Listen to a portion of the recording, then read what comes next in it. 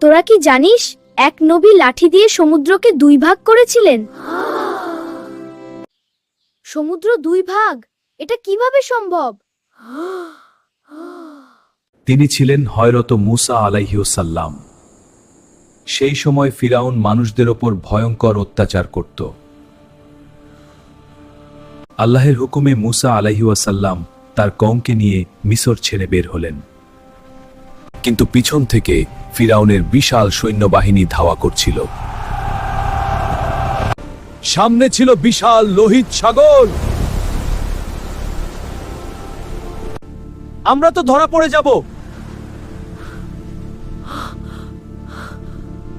তখন আল্লাহের নির্দেশে মূসা আলাইহিসসালাম লাঠি দিয়ে সমুদ্র,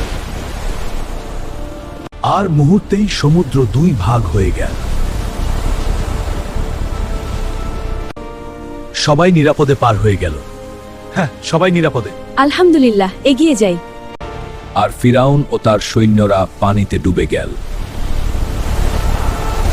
দেখলি, আল্লাহ চাইলে অসম্ভবও সম্ভব হয়ে যায়।